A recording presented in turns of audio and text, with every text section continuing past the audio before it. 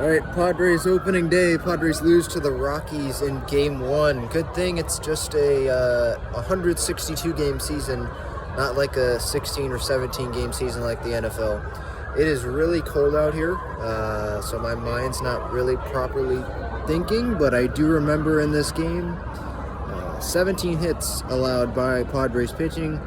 Some of those were not very hard hit. Some of them were very hard hit. I thought Blake Snell, that was a Blake Snell outing. I know the pitch clock, maybe we were expecting something different.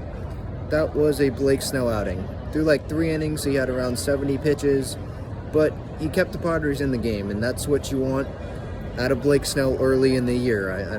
I'm hoping that he can give the Padres at least 5 innings consistently in the first half of the season instead of not being able to get through 5. But it's the first game. After Snell, I mean, Chris Matt struggled, Tapia struggled. That was the story for me. Matt Carpenter, he had a deep fly ball to, I think, center field, the warning track. Would have tied the game up at 5, but it ended up falling short and was just a fly out to center. And then in the very next half inning, I believe, that was when Tapia, or it was either Chris Matt or Tapia.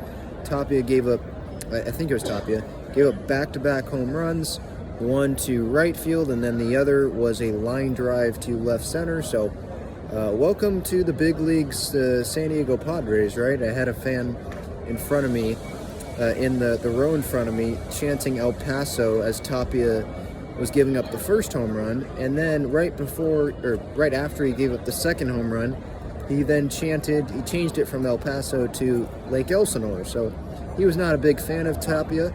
The offense, I mean, look, Xander Bogaerts seems like a pretty good player, huh? If this was any Padres fan's first time watching him, that's what you're going to get out of Xander Bogaerts. I mean, I'm not expecting 3-hit days every night, but this guy hit over 300 last year, and that was considered a down year among some fans that have been watching Xander's career consistently. So I already love the Xander signing. One game's not going to change my mind, but line drive swing, that's what I saw tonight.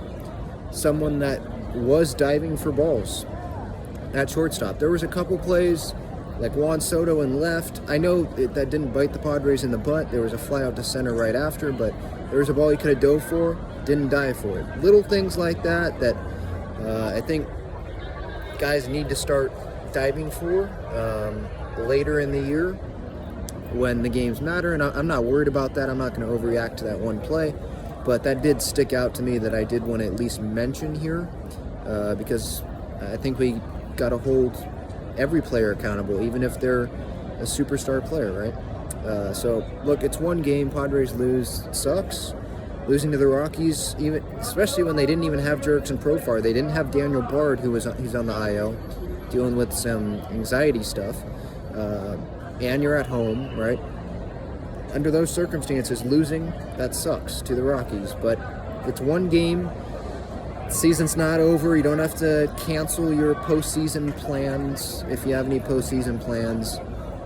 It's one game. I'm not overreacting. Nick Martinez on the mound tomorrow for the Padres. Love seeing Nick start a game at home. It's going to be a City Connect night, I believe, hopefully, because it's a Friday night. And we'll see if there's any lineup changes. I like Grish at a leadoff spot, by the way. I did want to mention that.